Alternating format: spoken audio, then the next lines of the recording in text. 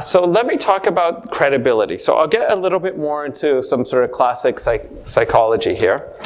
And what I'll do is I'm going to start introducing a couple of the models that I work with.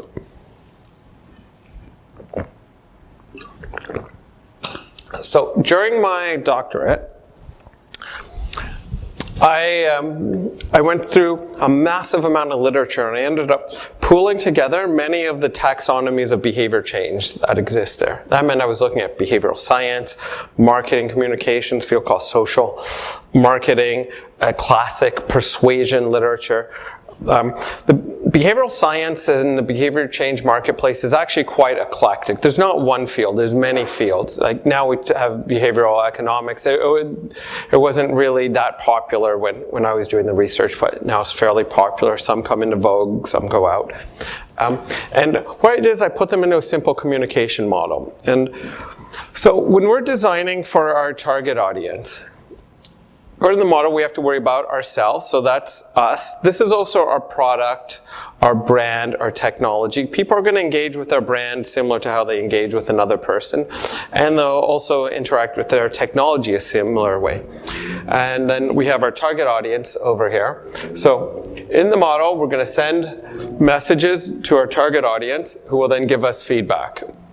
Based on that feedback, there's things that we can do that we couldn't otherwise do if we didn't have it. So there's a whole area of persuasive psychology where our options are off the table unless we have a mechanism for getting feedback. And so I told you about some of my mechanisms for feedback, the needs assessment, the post-workshop study, but also I'll talk a little bit more about this. I use my marketing to run experiments.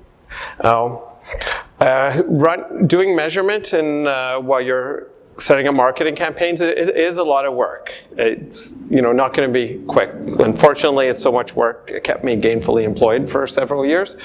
But it's not a small undertaking. It's very technical, and then often because you're dealing with multiple systems, you have to be able to reach into different data sources and pull out your information. And often, if you don't set it up right in the first place, what you get back is a mess. So you have a garbage in, garbage out problem. So normally you're going to need a hand. So if you're not doing this on your own and you need to find a marketer, you might want to try and find someone or a company that also has research experience, or go out and find someone to complement to maybe set you up with a measurement regime so that you can come back and do periodic reporting. 'Cause just the setup alone is a huge amount of work. We're talking like sort of many days of work to set up small campaigns. But once you have it, you can start figuring out what works, and then you can do targeted messaging and many things. So all this happens within a social and physical context, and we can also apply principles of social psychology. I'm not going to go into those right now, but this is the model. So what I'm going to talk about is this part and the audience part. That's all we're going to go over now. So let me talk about credibility. So, yes? Yeah, if we were to Google that, would we find that model online? Is that very specific to your industry? Yeah, so you asked if it's Googled, will we find it online? You find an old paper, well actually 2 scientific papers I wrote that use the model, and then there's a number of papers that have cited it. However, this is an update that I haven't yet published. So it's your personal design then? Yeah, so this model came out of my doctoral research of synthesizing systems, and then it's gone through scientific peer review a couple of times, but I've since sort of revised it and I'm looking to submit again. So.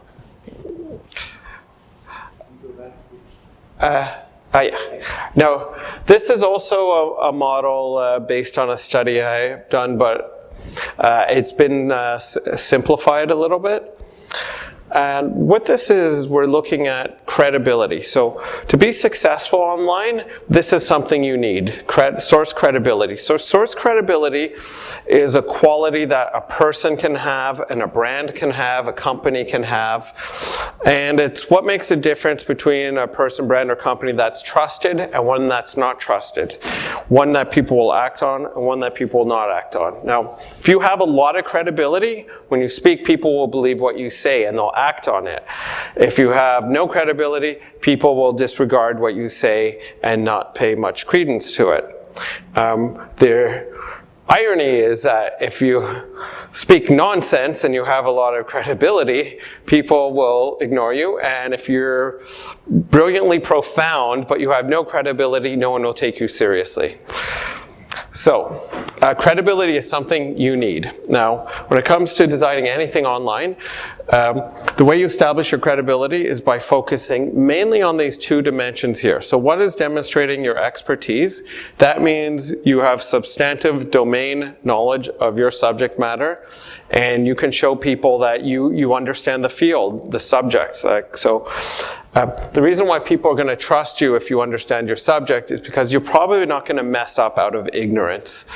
If you make a mistake, it will probably be because of things beyond your control, but not because of a weakness you have in your knowledge or experience. Normally, someone who's not an expert, who has a little bit of knowledge, will go in and say, oh, we had all these problems and things got difficult, right? But an expert would have actually seen them coming a long way off. They would have been used to a lot of these problems. So normally people are expert. They don't mess up because of like a small bump in the road. They're used to it. They've been around the block. Now, honesty is totally unrelated, but it's part of credibility. Honesty is integrity. It's when a company, a person, a brand acts with integrity. They do what they say they will do. They make promises and they keep them. They have like a policy and they respect it. They act in the interest of their customers, not in their own selfish, greedy interest. And so if you want to have success online, you actually have to go back and look at these principles that Aristotle spoke about, which a lot of research still validates, and which actually after World War II was pretty much the only thing found to work in all the propaganda research they were doing. So credibility, you can't get enough of it. But once you have it, you can relax. So there are also all these superficial things that influence credibility. So when things look credible, people think they are. So actually, if you have an ugly looking site, it will not be trusted. So it will discredit you. So you have to actually look superficially like the thing you say you will. People interact with your websites and web pages like other people. So that means you can make them likable and charming. And you really write like a friendly, nice person online. People will respond to it. And if you can show you're sort of similar to the audience, this also helps. So this is credibility, and credibility is the key to winning trust and ultimately behavior. So I'm going to talk about trust, and I'm going to show you the best model of trust I have ever discovered. So a trusting situation is one when your target audience is put into a position of risk, and they're going to take a gamble on you. Now, here's how it works. So this is your company or your website, or it's you. And a customer is being asked to depend on you because in a situation where you are now a broker and you can determine if they get the good outcome or the bad outcome. So say you're giving like advice on the stock market and you don't have the expertise. Maybe you're honest, but you don't really understand the stock market. So chances are that you're going to give some pretty bad advice, even though you're acting in the person's interest. So that's why credibility is key to trust. And we can also invert it the other way and look at a situation where someone's an expert, but they're not honest. And I hope there's no auto mechanics. But I have had issues with auto mechanics where I know they're certified and I know they knew what they're doing, but do I trust them? No, not at all. So I would normally read up on any like car problem, get ready and take it around, because you want to have a couple of opinions. You have a situation where someone understands what they're doing, but they're not honest. So to have people trust us, we have to establish our credibility. And that's a situation where people they won't feel anxious or threatened by the situation. Because a trusting situation there's always an element of risk, and if there's no risk, you don't need to trust. Yes? Is there a time limit on this? And like mine is like hot sauce would be where the computer is. It's a beneficial outcome. But does it have to go on? For how long does it have to go on so people say, okay, this guy's okay, or his product is okay? Actually, I don't know the answer. I've been looking for that one for a few years, and like you always hear, you have to have 7 interactions with a person before they trust you. Yeah, if anyone has the research on that, let me know, because I haven't found it yet. But there are a couple things that do help. So just there's something called, I think it's the mere exposure effect, where just being repeatedly exposed to someone or a company or brand does help to sort of build up sort of that trust and recognition. You can also give, like if it's actually a product, giving like trials and actually having people test it out, giving them most sort of concrete experience. I think every social interaction or round of interactivity you have banks up. I don't know the magic number, but I've been looking for years. That one. So you have to worry about how you'll build your credentials. So there are different things that we can do, and online, remember, people are just landing on a web page. So how are you going to establish that you're credible? So you might have like third-party awards, show your education. If you're on the speaking circuit, people can interact with you. They can see you, or they can go on to like videos. Big name clients, having great case studies, demonstrating with user content. Any third-party endorsements are going to help. And if you have like, academic clout, like that's something that works for me, but that's not for everyone. Now, I believe more people are going to judge from others rather than you. So we have to worry about the third-party stuff. So let me talk about the credibility ladder. So as I'm talking about my workshop, so I started off with the grassroots, and you don't get more grassroots than actually in the grass. Working in local Toronto nonprofit organizations doing urban forestry programs, and these were behavior change programs because what we were trying to do was get people to adopt native species trees so we could bring back the native forest and help out to fight. I don't know if you have like, is it the Norway maple? Sorry, I haven't done this in like almost 20 years, but I don't know, in Ontario we might have different like invasive species of trees and all sorts of like nasty shrubs that are destroying our waterways. So trying to get back the native. And I got a job with the UN, and things went well there, and I'm climbing the credibility ladder. Now, let me talk about the ladder and what happened. So, when I was doing media relations, I had to call 100 journalists to get one out. And I remember I got coverage on CTV. It was like amazing. The first time it happened, these journalists read out my press release. I was like, what? They don't even edit it? I was like, shocked. I read it out verbatim. But the effort I put in was crazy. Now, when I joined the UN, you could break every rule of media relations. It didn't matter if you put your whatever 3 hashtags at the end and it was the right format and the hook. None of that. The media relations people in the UN break all the rules, and it doesn't matter. And they get hordes of journalists. I worked with the UN Climate Change Secretariat for 2 years.